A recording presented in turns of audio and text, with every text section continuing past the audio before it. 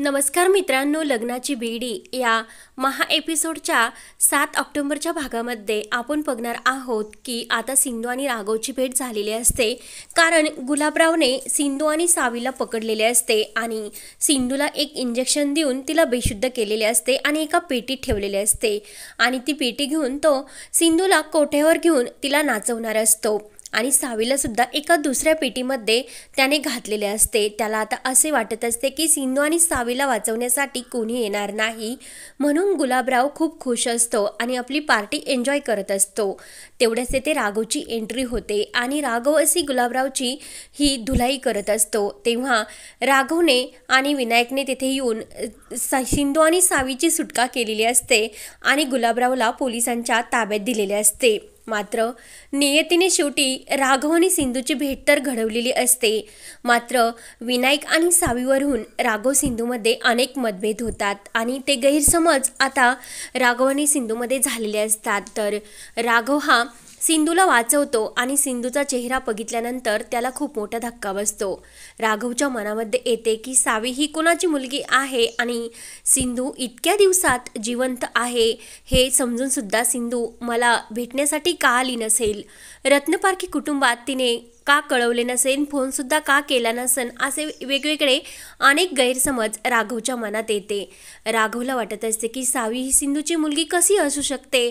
राघवला वाटते की डॉक्टरांनी सांगितले होते की सिंधूला हे काहीच मुलबाळ होणार नाही, मग हा चमत्कार झाला कसा आणि सावी ही सिंधूला आई का बरोबर म्हणत असेल, असे अनेक प्रश्न राघवच्या मनात येतो आणि त्याचा गैरसमज होतो की सिंधूने आपल्याला फसवले।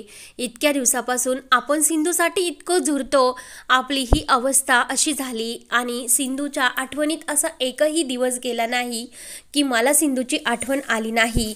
कारण मी तर जिवंत दिसत होतो, पण मेलेल्या माणसापेक्षा माझी तशी अवस्था सिंधूसाठी झालेली होती। प्रत्येक दिवस मला सिंधूची आठवण येते आणि सिंधू मात्र इकडे आपला संसार थाटून मोकळी झाली, तिला एक मुलगी सुद्धा आहे आणि लगेच ते मंगेशसुद्धा आलेला असतो आणि मंगेशचा हा राघव आणि त्यांचा गैरसमज झालेला असतो। तेव्हा सिंधूचा सुद्धा विनायक हा राघवला बाबा म्हणतो आणि जेव्हा विनायकने व्हिडिओ कॉलवर सिंधू आणि सावीला त्याच्या आईबाबांचे लग्न दाखवलेले असते तेव्हा सिंधूचा सुद्धा गैरसमज होतो। कारण त्यावेळी सिंधू सांगत होती की राघव, मधुताईंना प्लीज सोडू नका, आपल्या बाळासाठी तरी त्याचा विचार करा, पण राघवने त्यावेळी मधूची साथ दिलेली असते, आपल्या कुटुंबाची सिंधूचा विचार केलेला नसतो। आणि तरी पण सिंधूला असे वाटत असते की राघवने इतके होऊन सुद्धा मधुबरोबर लग्न केले आणि त्यांचा एक मुलगा सुद्धा आहे हा विनायक, आणि तो राघवला बाबा सुद्धा म्हणतो, म्हणजे नक्की राघवला आपली आठवण येत नाही आणि त्याच्या जीवनामध्ये आपल्याला कोणतीही किंमत राहिलेली नाही। आणि आज इतक्या वर्षांनी त्याने मला जिवंत बघितले तरीसुद्धा राघव काही एक शब्द न बोलता तेथून हा लगेच निघलेला असतो विनायकला घेऊन। कारण राघव आणि सिंधूचा दोघांचा सुद्धा गैरसमज झालेला असतो। तेव्हा आता हा गैरसमज कसा मिटणार आणि विनायक आणि सावीमुळे राघव सिंधू परत एकत्र येतात, कारण त्यांचे प्रेम हे कधीही एकमेकांपासून दूर झालेले नसते। एकमेकांच्या प्रेमाच्या जाणीवेने सुद्धा त्यांना शेवटी एकत्र यावेच लागते। तर लगेच गुलाबराव असतो तो हा जाताने राघवला धमकावून गेलेला असतो की तुझ्याकडे मी चांगलंच बघून घेईल। तेव्हा पोलिसांच्या ताब्यातून गुलाबराव हा सुटलेला असतो आणि त्याच वेळेस इकडे राघव सिंधूला विचारत असतो की सिंधू सांग ना, ही सावी कुणाची मुलगी आहे, पण सिंधू काही उत्तर देत नाही। म्हणून राघव हा घाईने विनायकला घेतो आणि परत आपल्याला या गावामध्ये यायचे नाही आणि विनू, तू सिंधू आंटी आणि ह्या सावीचं नावसुद्धा घ्यायचं नाही, ती तुझी फ्रेंड जरी असली तरी तू तिला विसरून जा, असे अनेक हा टोकाचा निर्णय राघवने घेतलेला असतो।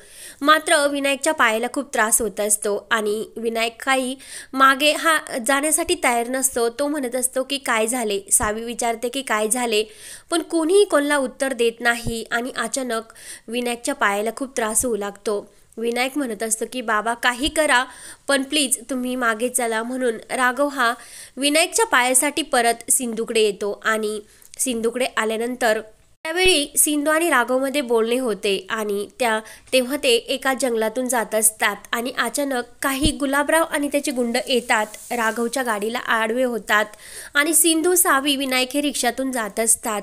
राघव मात्र हा एकटाच चाललेला असतो आणि लगेच ते त्याच्या गाडीला आडवे होतात आणि सिंधूला परत त्रास देण्याचा प्रयत्न करत असतात.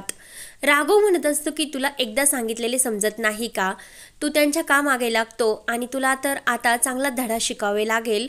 तर गुलाबराव म्हणत असतो की कोण रे तू आणि कोणत्या हक्काने तू हिला वाचवतो, तुझा काय संबंध आहे, जसा तो मंगेश हिच्या घरामध्ये राहतो त्याच्या नीचे अनैतिक संबंध आहे, म्हणजे असा त्याच्यापैकी एक कोणीतरी तू आहे का.